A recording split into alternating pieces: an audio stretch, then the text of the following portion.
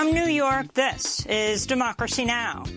Under the giving them a false sense of right security. now, I think it's under control. I'll tell you what. How? 1,000 Americans are dying a day. They are dying. That's true. And it is what it is. As the U.S. coronavirus death toll tops 156,000, a stunning new expose in Vanity Fair reveals a White House task force led by Jared Kushner abandoned a nationwide coronavirus testing plan in the spring because they thought the pandemic would only hit Democratic states.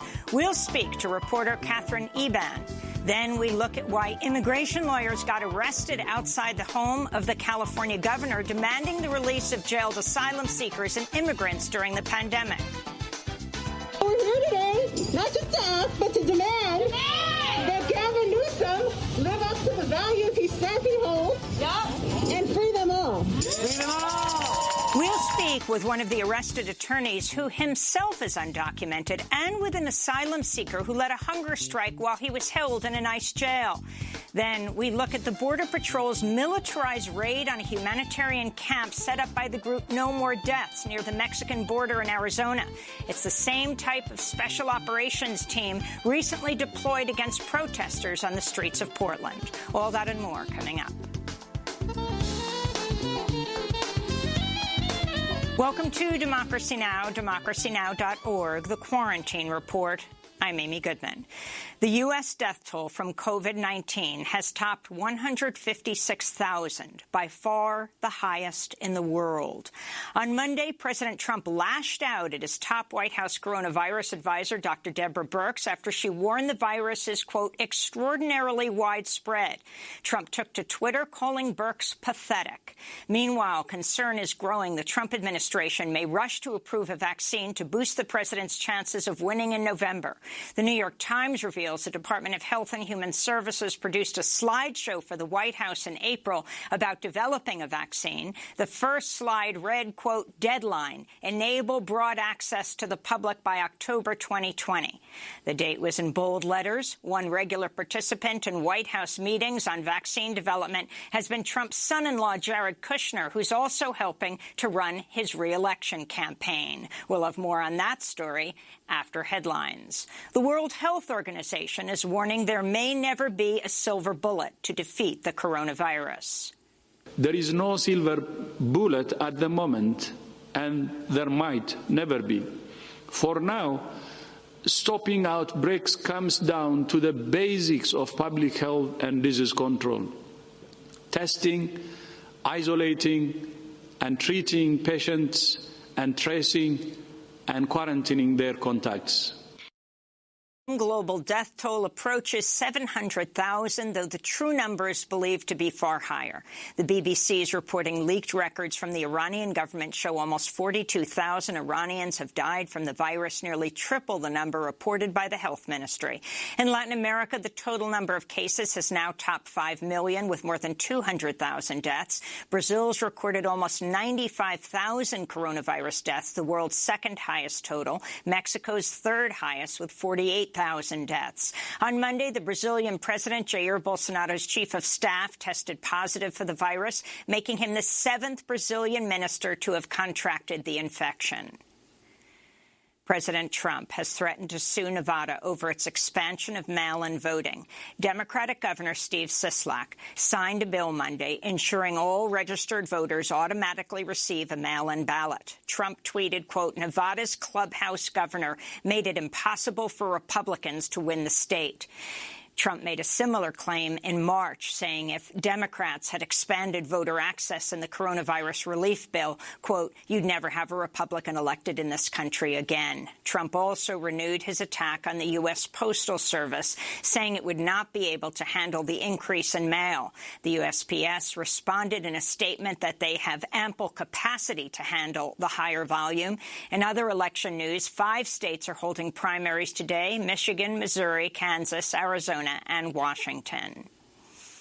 A warning to our audience. The next 3 stories contain graphic footage of police violence.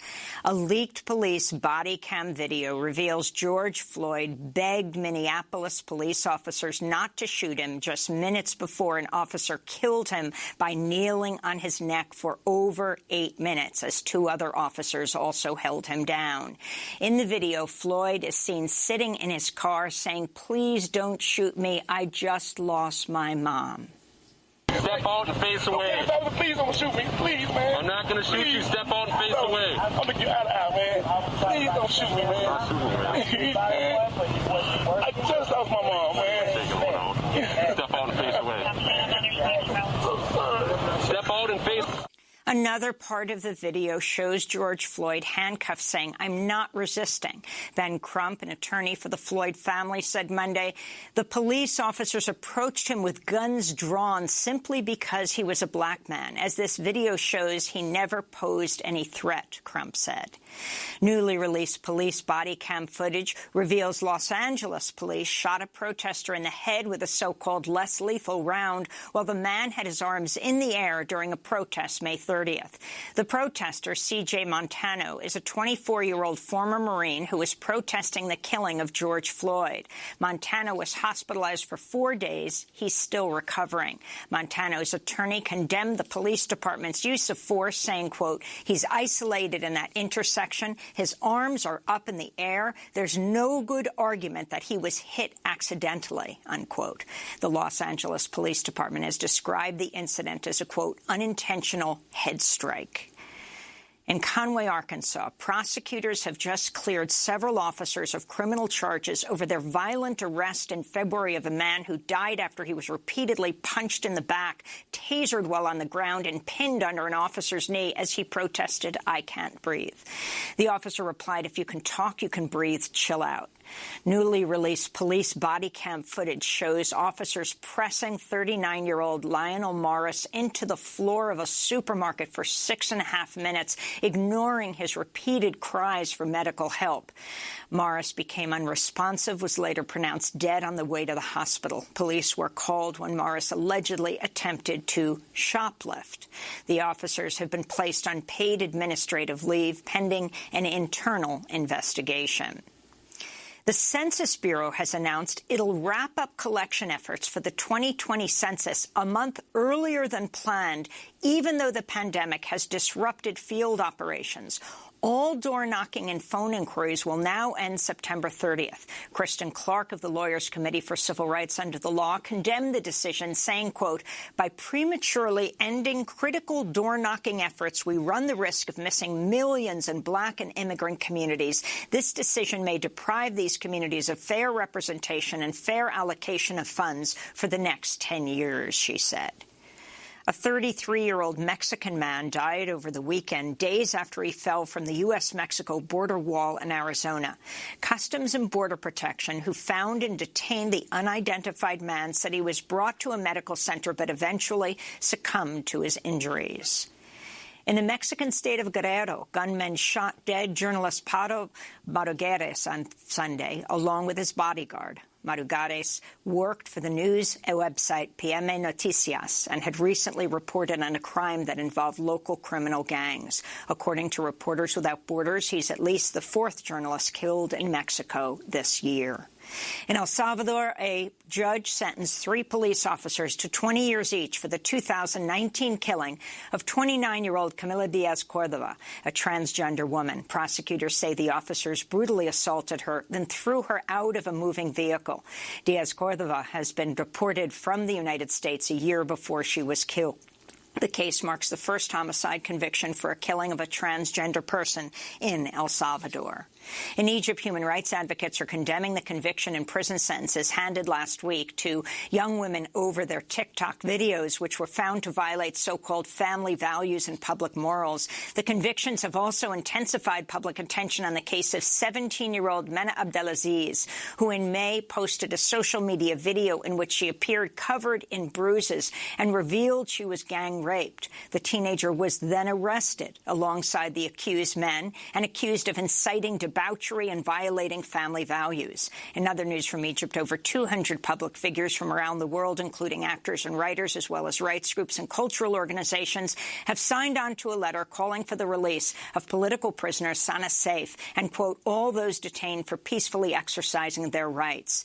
The 26-year-old activist and film editor was arrested last month. To see our interview with Sana Saif's mother, activist Leila Saif, go to democracynow.org. In Spain, the royal family is refusing to disclose the whereabouts of former King Juan Carlos after it was announced Monday he's going into exile in the wake of a corruption scandal that has rocked the monarchy in recent months. In June, the Spanish Supreme Court launched a probe into Juan Carlos's involvement with a Saudi rail contract after a Swiss newspaper reported he received $100 million from the late Saudi Arabian king Abdullah. Juan Carlos abdicated as king in 2014 after another corruption investigation drew scrutiny to the royal family's finances. He's the father of the sitting king, Felipe, who has distanced himself from Juan Carlos, including renouncing his inheritance in March as the scandal erupted. Poland's defense ministry has reached a deal with the Trump administration to permanently station 1,000 additional U.S. troops in Poland, bringing the total U.S. contingent there to 5,500. The announcement came days after the Pentagon announced plans to withdraw some 12,000 U.S. troops from bases in Germany. Back in the United States, the Manhattan District Attorney may be investigating President Trump over bank and insurance fraud, according to a new filing from his office. DA Cyrus Vance has been looking into hush money payments made during Trump's 2000 presidential campaign to women Trump had affairs with. But Monday's filing, which seeks to compel Trump's accounting firm to hand over 8 years of his tax returns, suggests the investigation is much more expansive, as it cites reports of, quote, extensive and protracted criminal conduct at the Trump Organization. On Monday, Trump dismissed the news, saying it was part of a Democratic witch hunt against him. The federal judge whose son was killed and husband critically injured after a racist, self-described anti-feminist lawyer opened fire on their house in North Brunswick, New Jersey last month, has spoken out in a video urging more privacy protections for judges. Judge Esther Salas is the first Latina federal judge in New Jersey.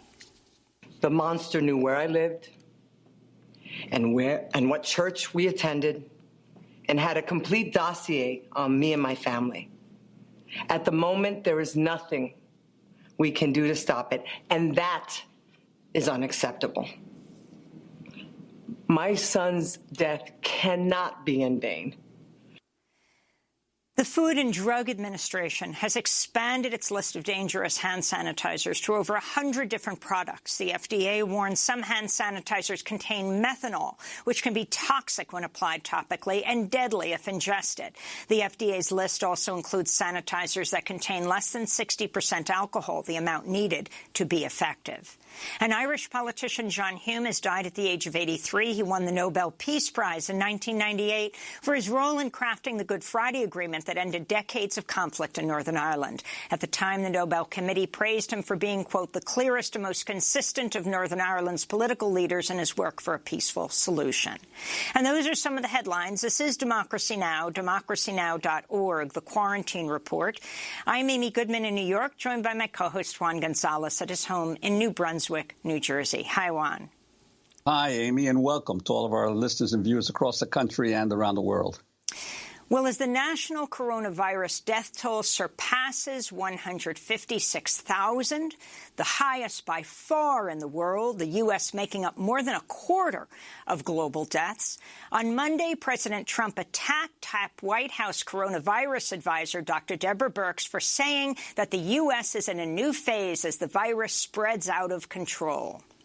What we're seeing today is different from March and April. It is extraordinarily widespread. It's into the rural as equal urban areas. And to everybody who lives in a rural area, you are not immune or protected from this virus. President Trump responded Monday, tweeting, "So crazy Nancy Pelosi said horrible things about Dr. Deborah Birx, going after her because she was too positive on the very good job we're doing on combating the China virus, including vaccines and therapeutics. In order to counter Nancy, Deborah took the bait and hit us. Pathetic," he said. Dr. Anthony Fauci defended Dr. Birx, saying community spread is insidious. Despite this, Trump told Axios' Jonathan Swan the coronavirus is under control. It's giving them a false sense of security. Now, I think it's under control. I'll tell you what. How? 1,000 Americans are dying a day. They are dying. That's true. And it is what it is. But that doesn't mean we aren't doing everything we can. It's under control as much as you can control it. This is a horrible plague that beset us. In fact, the coronavirus has spread all over the United States. More than 5 months into the crisis, there continue to be critical testing shortages and delays. How did we get here? We turn now to a stunning new expose in Vanity Fair that reveals how the Trump administration ended up with no national testing plan despite a months-long effort spearheaded by Trump's son-in-law, Jared Kushner. In an explosive piece headlined "How Jared Kushner's Secret Testing Plan Went Poof into Thin Air," reporter Catherine Eban writes Jared Kushner was pursuing a national testing plan with the help of a handful of wealthy business owners when the White House decided it was not necessary because COVID-19 had, quote, hit blue states hardest. Eban writes, quote, "This summer has illustrated in devastating detail the human and economic cost of not launching a system of national testing, which most every other industrialized nation has done." Eban writes. She joins us now from Truro, Massachusetts. She's author of Bottle of Lies, the inside story of the generic drug boom, and Dangerous Doses, a true story of cops, counterfeiters, and the contamination of America's drug supply. Catherine, welcome back to Democracy Now! Can you lay out what you learned about why we are at this point in this country where people around the country are waiting hours and hours and hours for their tests, and then they wait days, if not weeks, for the results, rendering them virtually ineffective? Go back to what this White House was doing in the early months. So starting in March, it was very clear to every public health expert that we needed a nationally organized diagnostic testing plan, one that could surge supplies, allocate test kits, allocate precious laboratory capacity. And Jared Kushner, inside the White House, gathered a group of his associates, including his college roommate, some Morgan Stanley bankers, a sort of brain trust. They began reaching out to billionaires who did not have public health experience per se. But then they brought in a group of diagnostic testing experts from the industry, working night and day in secret on the encrypted WhatsApp platform. They hammered out a national testing plan that essentially resembled what every other advanced nation has established. And the participants in the plan, and we obtained the plan, I should say, the participants expected that at any moment in early April, the plan would be announced. It vanished into thin air, as one participant described it. Why? And what was the reason? So the plan at that moment hit shifting sentiment at the White House. The view at that point in early April, in part led by predictions by Dr. Deborah Birx, is that the virus was on its way out. It was subsiding. There was a view that a national testing plan would be an enormous effort with a lot of political liability. But there was an additional calculation, which was expressed from one member of Kushner's team to someone that we interviewed, which is that this was mostly affecting blue states. And if a political argument was needed, they could simply blame those Democratic governors for the spread. And so the national testing plan was abandoned. And on April 27th, Trump stepped to the podium in the Rose Garden and announced the administration plan, which bore no resemblance to the one hammered out by the group.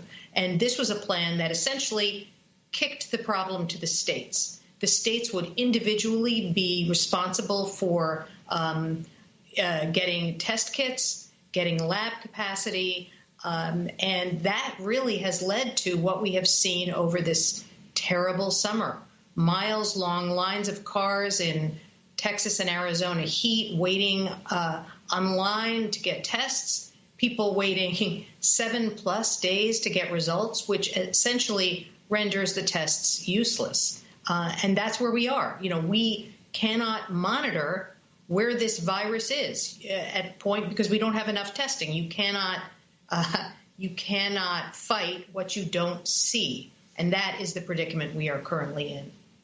And Catherine Eban, what about the reaction of the medical experts in the federal government to this? First of all, to the Kushner team itself, and then to the fact that the president didn't even implement the plan of that team. Well, public health experts have known all along that a national testing plan was absolutely required. But my understanding is that this Jared Kushner team did not really work with the public health agencies. As far as I can tell from my reporting, his plan, which we obtained, never trickled down to the agencies and the decision makers within HHS and other entities. Now, of course, the White House has come out and denied this and denied our report. But, as one participant said to us, we were working in a bubble. We were in a bubble, they were in a bubble, and the bubbles never overlapped. And what about this whole issue of kicking the testing situation down to the states? You quote a Dr. Pellini saying that the diagnostic testing industry is a, quote, loosely constructed web, and that COVID-19 is, in essence, a stage 5 hurricane. How is this loosely connected web going to be able to deal with the current crisis that we have? It's a great question. The answer is it's not. Someone described it to me, it's like the early 20th century and the power grids, right? And every city and location had its own power grid, and you couldn't surge power from one grid to another, right? So Quest Diagnostics lab capacity only belongs to Quest, and LabCorp's capacity only belongs to LabCorp. And Quest Diagnostics came out in July and announced that the median time to get results was 7 days because they were so overrun.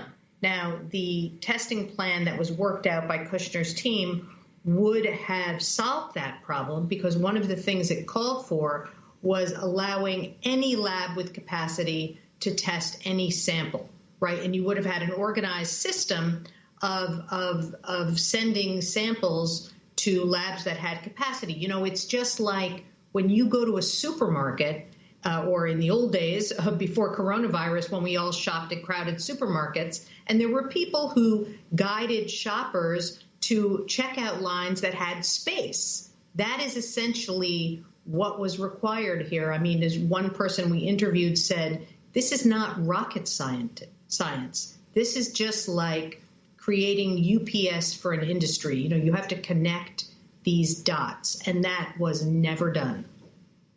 Confusing here, Catherine Eban, is that President Trump wants to open the economy, and he is demanding that kids be able to go to school all over the country. Of course, his school is not open. He doesn't talk about that very much.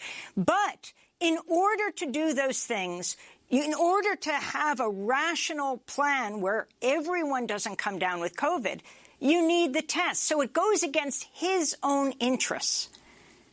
Well, that's right. It's stunningly short-sighted. So the Rockefeller Foundation, I described their effort in the piece. They saw this absolute absence of a plan, and they stepped forward with a very detailed plan, which they're now trying to implement, which would surge up testing to 30 million tests a week, which is what they say we need in order to reopen safely, right? So kids who are going to school, workers who are returning back, how do you do any of that if you can't quickly identify who is infected? So without a national plan, the only thing that is left for you to do is to shut down the economy again, which is a really blunt instrument. So, President Trump says he wants to reopen the economy. He wants to reopen schools, but literally the only way to do that, according to the Rockefeller Foundation and other experts, is to have this widespread system of testing, which we currently lack. And Catherine, your piece in Vanity Fair starts out with a delivery of 1 million Chinese-made diagnostic tests in March, and with a strange invoice for 3.5 million tests for $52 million. And there's just a note that says WH. Could you talk about that? Yeah. So this is actually where my reporting for this piece began, which is I obtained this very strange invoice. It's from a company, Cogna Technology Solutions, which misspells its name on the invoice. They're a subsidiary of Group 42, which is an artificial intelligence company that has close ties to the ruling family of the United Arab Emirates. The invoice is for 52 million $52 million worth of diagnostic tests. But what was so strange about this invoice is it lists a client name, which was just two initials, WH, and that was the White House. And as I further reported it, the tests got delivered to the embassy of the United Arab Emirates. So this was first 1 million tests delivered, then 2.5 million more delivered. And when they were tested in a government lab, it turned out that they were contaminated and useless. So as the FDA said to me, they were shipped from the Middle East. The reagents have to be kept cold. And so, this was, as I understand it now, an early effort overseen by Jared Kushner's task force to ramp up diagnostic testing. I mean, I think you'll remember, I think it was March 6th, Donald Trump goes to the CDC and he said rather infamously now, the tests are beautiful. Anyone who wants a test gets a test. That was completely untrue. And so behind the scenes, his son-in-law and this team are trying to ramp up diagnostic tests and access to tests. But the tests that they seem to have procured didn't work. Can you talk about, for example, Phoenix and what happened, what the mayor of Phoenix, Mayor Gallego, said, and then also talk about another country like South Korea, an example of what can work? Yeah, I mean, this is really two different universes. So in Arizona, the mayor of Phoenix, Kate Gallego, goes to FEMA in April and says, we need assistance and help to ramp up diagnostic testing. We need money, we need, organization. And they say to her, because at this point now the decision has been made to shift the responsibility to the states, they say, well, you're not really qualified to get our assistance because your case count is low. And behind the scenes, people who work for her pointed out in emails I obtained, the reason our case counts are low is because we don't have access to tests, right? The tests that we need would show that our case counts aren't low. That was ignored. Fast forward to June, Arizona was the first state, the last state to close its economy and the first state to reopen with really no provisions for a phased reopening. Their case counts start skyrocketing in June. The mayor described to me, she lives near one of these drive-through testing sites, and literally she's seeing her neighbors waiting in miles-long lines of cars in heat over 100 degrees. People who can't breathe or struggling to breathe are waiting for tests. And when they finally are able to get tests, Gallego's own staff had to wait 2 weeks to get back test results. So what that means is those tests are essentially useless, right? I mean, it's not just getting a test. It's how quickly you get back the results and what you do with those results. I want to turn to Jared Kushner himself, speaking on Fox and Friends 2 days after President Trump's news conference in late April. He was asked about testing. Everyone's talking about testing, and I have to say that the work that's been done over the last 60 days on testing has been absolutely extraordinary. We're at about 5.8 million tests now performed, by far the most in the world, and you're going to see that number continue to accelerate. We're starting another round of calls with all the governors today to ask them what additional supplies they need, what's their 2-month plan, what's their 6-month plan, and right now we fulfilled all the orders that the governors have. They have excess capacity in their states. Yesterday, Governor DeSantis was saying that he has more testing capacity than he has demand for the tests, and so we're really doing quite well with that. And I always find that we see the leading indicators, and often the media sees the lagging indicators, but the leading indicators, our testing, are extraordinarily positive, and I'm very confident that we have all the testing we need to start opening the country. So that's Jared Kushner speaking in April. Of course, Florida went into free fall after that when it came to the numbers of deaths and infections. So then contrast this. I mean, you have Harvard University saying there should be 20 million tests a day being done in this country to even begin to deal with this community spread throughout the country with South Korea. Yeah. So, I mean, the whole idea of preparedness is you prepare before you have a problem. Then if you don't need what you prepared for, that's wonderful. But if things get bad, you are prepared. So that's what South Korea did. Before they had rising case counts, they set up a whole system of not just drive-through testing sites, but walk-through testing sites. They're sort of phone booth testing sites with plexiglass barriers, and that has two effects. It preserves PPE, protective equipment, because if staff are protected, they don't have to wear as much of it. It preserves their energy because it's very hard to be wearing that while you're testing. So people can get tested then. They get their results back within 24 hours. So that is timely information that you can act on. Further, when they get a positive test, their contacts are traced and they're put in supportive isolation, which means food is brought to them. They're able to quarantine with support. So if you contrast that with the miles-long lines of cars, waiting for tests, it's really stunning. And just to say one more thing about that clip you played from Jared Kushner, I was struck by what he said about Texas, how, there's way more supply than there is demand. I mean, they were really gambling here. They were really banking on this idea that you would not have spread from blue states to red states, which is an incredibly dumb gamble when you consider that this was a virus that crossed oceans. Catherine, I wanted to ask you about the racial and class breakdown of even this testing crisis. I mean, we have not only people in the White House being tested almost on a daily basis, we now have the spectacle, and to me, I consider it outrageous, that Major League Baseball is testing its players constantly to make sure that the teams can stay on the field, and yet so many Americans don't have access, not only to a test right away, but most especially, as you're mentioning, to the results.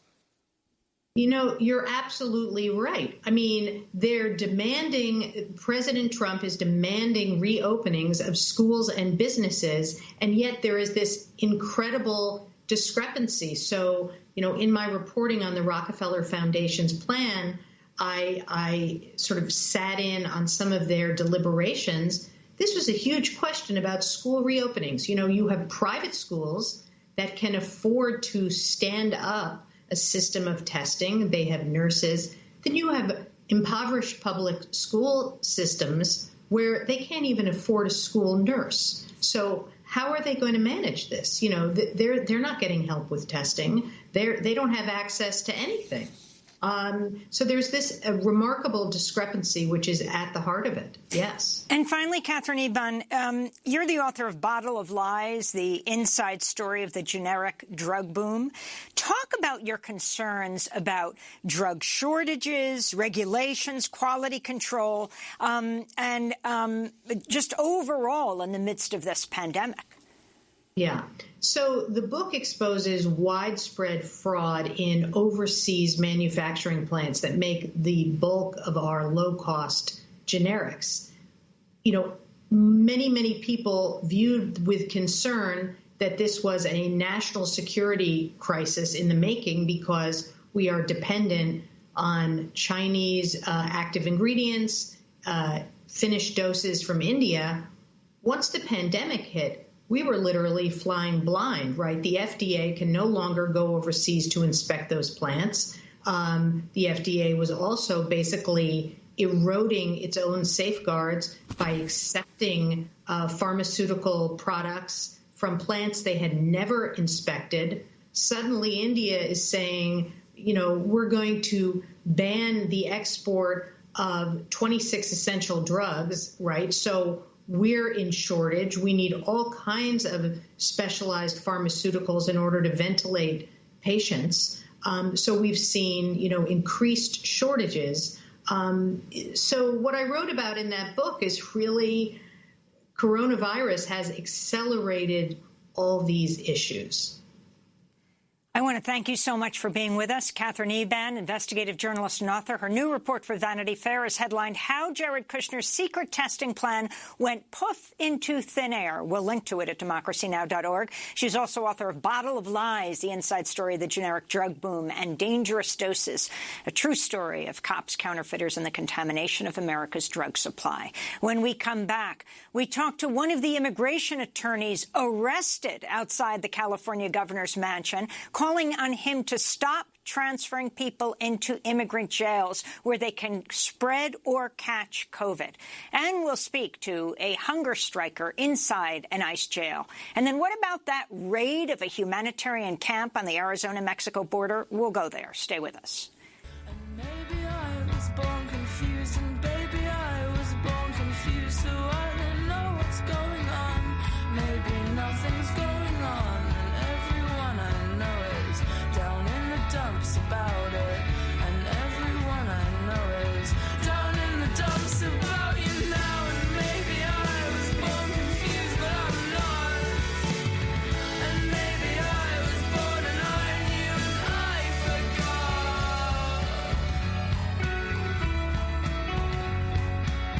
Well, maybe I was born confused, and baby I was Born Confused by Porridge Radio. This is Democracy Now! I'm Amy Goodman with Juan Gonzalez. As the coronavirus spreads rapidly throughout the United States, we look at how the government continues to hold tens of thousands of asylum seekers and immigrants in detention centers and jails where social distancing is nearly impossible, ignoring the advice of medical experts and even the former head of ICE. Nearly 1 in 5 people detained by ICE in May and June were likely infected with COVID-19, according to a new analysis by the Vera Institute. That's about 15 times higher than the number of cases ICE has reported. At the same time, ICE has continued to deport people, including those who are infected, making it a global super spreader. How are people in ICE jails getting the virus? In some cases, they contract it from people ICE has transferred there. This was the focus of a protest at California Governor Gavin Newsom's mansion last week, when people chained themselves to his gate and demanded the immediate release of people in state prisons and immigration jails. This is Lisa Knox, attorney with the legal center Centro Legal de la Raza. Gavin Newsom, with the stroke of a pen, he could free folks. Yep. He could end this spread of COVID that's happening throughout our prisons, our jails, our detention centers, and throughout the world, thanks to ICE. But no, instead, he's complicit in all of this. 14 undocumented activists and immigration attorneys were arrested at Newsom's mansion. For more on what they're calling for, we're joined by one of them. Luis Angel Reyes-Zavalza is an immigration attorney, co-director of Pangea Legal Services in San Francisco. He is also undocumented. Welcome to Democracy Now!, Luis Angel. It's great to have you with us. Explain why you got arrested and, I mean, the risks you yourself took as an undocumented person to make your point. Yeah, thank you, Amy. Well, yeah, look, like you mentioned, the situation in ICE detention across the state and across the country, and really just the situation in prisons is really alarming. And here in California in particular, and like you'll be hearing from Joe Mejia, one of the hunger strikers, there's been an unprecedented hunger strike wave that has at this point encompassed every single detention center in California, where hunger strikers have demanded Governor Newsom to take action, specifically that he stop transferring people who are being released, who are eligible for parole from state custody, where he has completely mishandled the pandemic, where there's a spread of COVID-19, and stop transferring them over to ICE, where this spreads the pandemic. And as you know, ICE has a long history of dehumanizing immigrants and of just a complete disregard for human life and a complete disregard for providing basic access to medical care. And so for months since the pandemic started, there's been this growing push by people organizing in detention centers, demanding that the governor take action, especially when he speaks out saying that Black lives matter, that immigrant lives matter, but his actions have fallen quite short of that. Like, as you know, in California had the first COVID-19 death. It didn't happen in Alabama. It didn't happen in Georgia. It happened right here in California under Governor Newsom's desk. And after we exhausted conventional channels of discussing with his office, we met with his office, and his complete failure to act put us in a position where the lives of our clients and of our community members were at risk, that we felt compelled to take action and to bring their demands directly to the governor's door. And this is why we staged that civil disobedience action a week ago. And Luis Angel Reyes, what specifically are the governor's powers in this situation? What are the limitations on it, and what could he do proactively in terms of the transfer of folks to ICE detention? Yeah, so the hunger strikers and the movement has been very clear about what the governor can do. Federal courts in California and across the country have found that ICE conditions are so gruesome, that they're so inhumane, that they pose such a danger to life and to health, that detention under this pandemic is actually unconstitutional, and have been ordering people's release. And a lot of our hunger strikers have been able to obtain release through these means. But even after these federal courts have ruled ICE detention essentially unconstitutional under this pandemic, Governor Newsom has continued to repopulate these detention centers by transferring people who, again, are eligible for parole, eligible for release from state custody, and transferring them directly into ICE custody, essentially feeding now the largest exporter of COVID-19 across the world, which is ICE. And so the demands have been very clear that the governor, under state law, has the authority to not cooperate with ICE, especially under these dire circumstances where it is life and death, to stop transferring people released from state custody into ICE, to stop populating the ICE detention centers. He also has the authority to inspect these facilities. He has the authority to inspect the deaths of Carlos Mejia, who died in Otay Mesa in San Diego. He hasn't inspected those facilities. There's just a complete lack of transparency from ICE, and we expect better from the governor. The governor also has the authority to utilize his clemency power to release as many people vulnerable from COVID-19 from state custody. And he has just completely ignored these demands. He's also failed to stop the expansion of ICE facilities in the state, despite a state law that prohibits private detention in California. So these very concrete demands about ending transfers, ending the expansion of ICE for-profit detention centers in California, as well as inspecting these facilities to hold ICE accountable, and especially inspect the facilities where COVID-19 deaths have taken place, and to use his clemency power, is something that is clearly within his authority, and he has completely failed to act. And so we put, our own health at risk by risking arrest, and like you mentioned, myself being undocumented, definitely put myself at risk also of deportation. But when our clients and our community members are screaming on the top of their lungs and are taking really drastic action to demand life under this pandemic and to not be forgotten, we felt that it was necessary to take these actions. And what we were met with after staging the civil disobedience at the governor's mansion was really shocking, right? That Governor Newsom resorted to a lot of the tactics that oftentimes are attributed to the Trump administration, which was he resorted to the riot police and also a rare bail enhancement to make sure that the protesters were booked into jail, a jail in Sacramento that has had a COVID-19 outbreak. And really what this did was that it exposed us. It gave us a little glimpse of what our clients have been telling us for months, which is that you can't socially isolate, you can't physically distance in detention and in jails, and that the situation inside prisons is a tragedy waiting to happen. There's already been nearly 50 deaths in California, and this is on the governor's hands. He needs to do more. Let me ask you about a colleague of yours, one of the people who was arrested, the immigration attorneys and activists outside the mansion. She had a fever. Can you explain what happened? Yeah, so we took many precautions before doing this action. We socially distanced during the protest. We also got COVID tested before the protest. But instead of the governor meeting with us, resorted to riot police who were not wearing protective gear, no face masks. We were then arrested.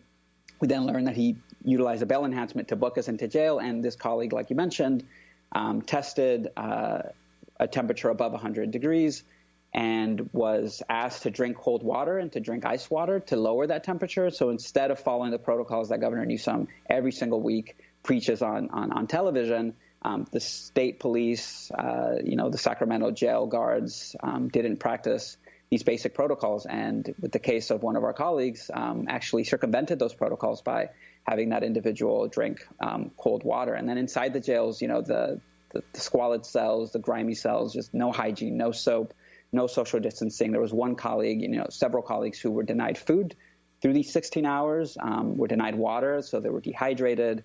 One colleague actually was vomiting from dehydration, asked for medical assistance, and was denied basic medical care. And so, again, these really tragic stories that we're hearing from our clients in detention were all too real when we experienced this firsthand. And again, only for a period of 16 hours. And our clients have been in detention, like you'll hear from Joe, for months, oftentimes years. Yes, we are going to go to Joe right now. I want to thank you, Luis Angel Reyes-Zavalza, immigration attorney, co-director of Pangea Legal Services in San Francisco, undocumented yourself, and yet you risked that arrest outside California Governor Newsom's mansion while participating in the peaceful protest calling for the release of people from ICE prisons amidst the pandemic. Well, yes, many ICE jails are facing repeated work strikes and hunger strikes and other types of protests over the lack of access to personal protective equipment or quality medical care. For more, we are joined in Salinas, California, by Joe Mejia, an asylum seeker who helped lead a hunger strike at the Yuba County Jail, where he was held by ICE for nearly 11 months, just released last week. Joe, welcome to Democracy Now! Talk about the conditions within the Yuba County Jail. How many detained immigrants were there? You'd been transferred from a prison where you'd served full-time to this jail. How did you, what happened inside? Yes, so I paroled in 2017 in October, and immediately at R&R, which is the booking and receiving end of prison where they book you in and transfer you out, ICE was there to pick me up as soon as I was released, and they took me to my first detention facility, which was in Elk Grove, which is now closed because the contract had ended. And since then, I have been bounced around to two more detention facilities after that, which I landed in Yuba County Jail about August of last year. And that place is dangerous. It is a death sentence to detainees, especially right now with the coronavirus. Medical attention is very poor at best. The conditions there are filthy. The staff are very aware of the dangers and the dire situation that they have us all in. And they just don't care. They don't care about our safety. They don't care about our well-being. And it's clear in the way they treat us and in the hygiene kits and the food and the water that they provide us. It's a clear signal of their poor treatment and negligence towards us. And like you mentioned, I helped lead a hunger strike about 2 weeks ago. And thankfully, I was blessed and I was released last Tuesday thanks to this COVID-19 bond, which they're calling it in there. But it's basically a death sentence. Anybody getting picked up from prison or getting picked up from the streets and going into a detention center it's basically a death sentence right now. They're playing Russian roulette with our lives. People are getting infected. Mesa Verde, Otay, San Diego. I mean, there's infections right now as we speak in Bakersfield. And these facilities know it's going on. Gavin Newsom knows it's going on, and yet he's doing nothing to prevent it, to stop it from further spreading. They're actually hand delivering coronavirus to all these other countries when they're deporting them. India, Mexico, Guatemala, El Salvador, all these countries, they know they have infected people, and they continue to deport them into these countries that have little to no resources to combat COVID-19. So, anybody can see that they're one of the main contributors to the spreading of coronavirus worldwide, and yet they're doing nothing to prevent it or stop it from continuing to spread. And I feel Gavin Newsom has... Yes, sir. So, Joe Mejia, I wanted to ask you, what was the response of the guards within the detention center as you began organizing the hunger strike? Was there any attempts at retaliation before you were released? Yes. So they always retaliate even before the hunger strike. This facility is ran by sheriffs. It's a county jail. So their tactics are intimidation and retaliation always. So when we did the hunger strike, they pepper sprayed some of the detainees. They isolated them in what they call cold rooms or cool out rooms with no beds, no entertainment, no phones, no nothing. It's just a toilet in a big rubber room. And they had them there with the threat of, if you're not going to eat, you're going to remain here until you eat. So, through these tactics and psychological warfare, they try to scare us from practicing our First Amendment right of freedom of speech and protest, peaceful protest. At no time did any of these detainees attack these officers or were aggressive towards them, but yet these officers clearly attacked, handcuffed, manhandled these detainees, pepper sprayed them, and held them in these cold rooms until they ate. So it's been going on for years. Did you have access to masks and protective gear? Sure, they give us masks, but they did not provide them for us. Local organizations provided us with handmade masks. And so, they always twist things around, and they always find a way to punish us for any type of thing like this. So they made a rule where if we hand wash these masks, we'll get written up or we'll get disciplined for it. If, just little things like that. But yet they can't provide us with clean masks. They just give us that one mask. And the laundry there is very bad. Everything that comes back from laundry smells like urine. It's always stained. So everyone's scared to send these masks off to laundry because they know it's going to come back smelling worse than what they were sent off. Is the hunger strike continuing there, Joe? As far as I know, no, but I know they're planning to do a second wave of hunger strike because they have done nothing to accommodate our dire situation with the coronavirus.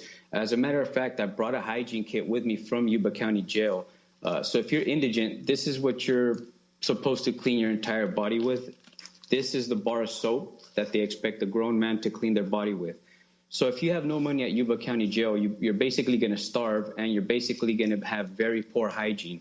And those are one of the things that we are demanding from ICE and Yuba County Jail, that they give us basic care, basic necessities, things that any basic human deserves, like shoes. They don't even give us shoes when we go into Yuba.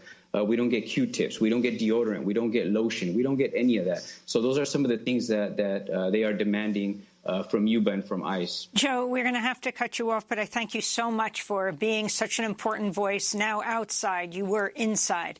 Joe Mejia is asylum seeker, recently released from Yuba County Jail, where he was held by ICE for nearly 11 months. When we come back, we find out what happened on the Arizona-Mexico border with the raid. Stay with us.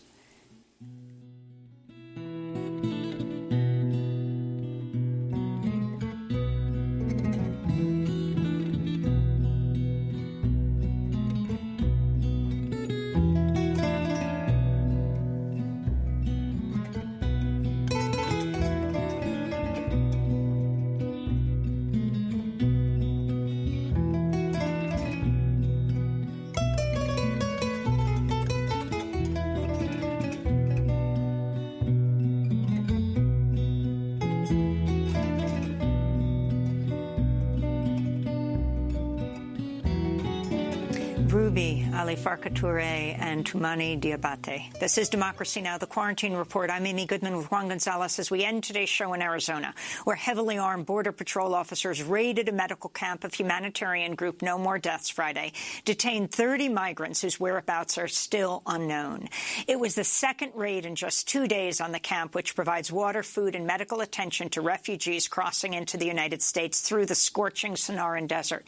The raids carried out by the Border Patrol's BORTAC teams, the same militarized special operation units recently deployed to suppress protests in Portland, Oregon. They came after No More Deaths published documents revealing the Border Patrol Union, a pro-Trump and anti-immigrant extremist group, had instigated a 2017 raid of the same camp. For more, we go to Tucson and are joined by Montana Thames, one of the humanitarian aid workers with No More Deaths. Welcome to Democracy Now!, Montana. What happened last Friday?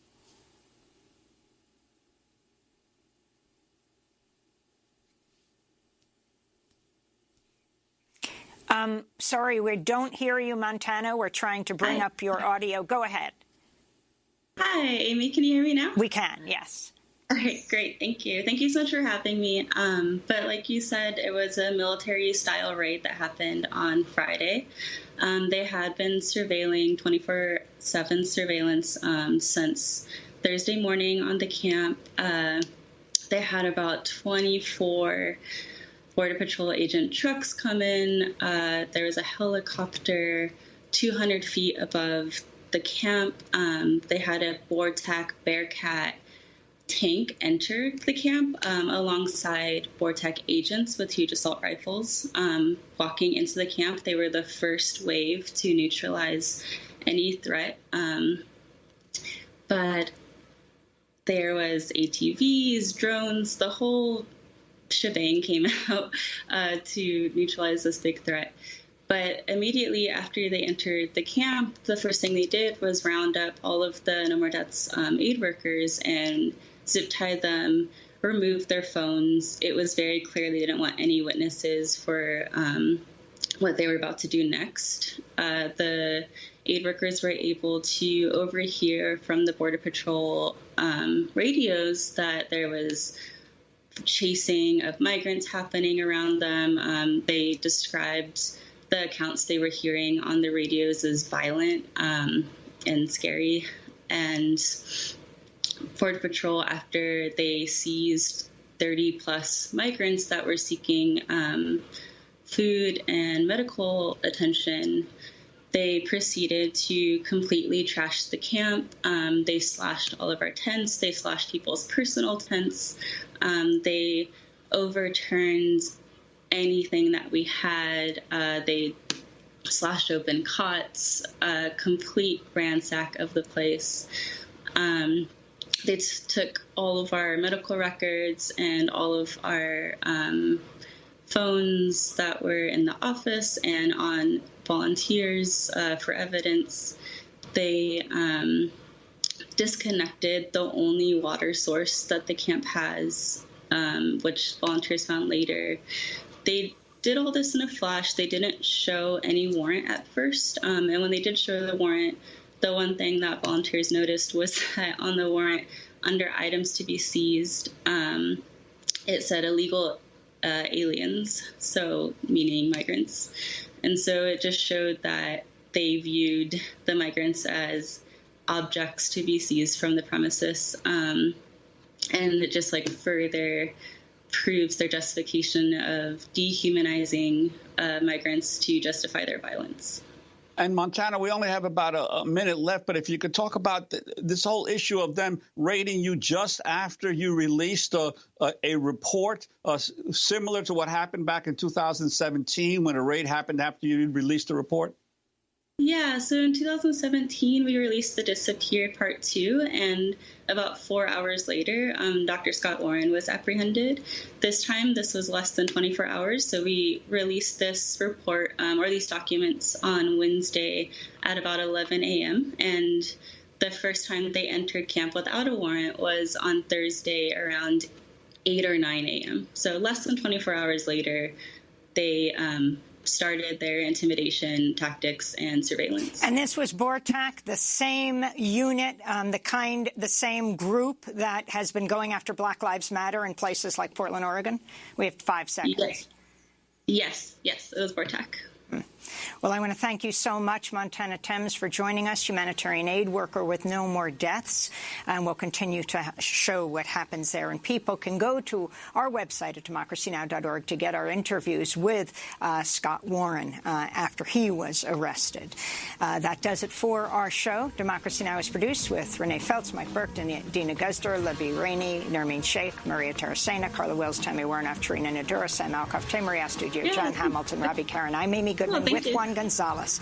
Stay safe, save lives, wear a mask.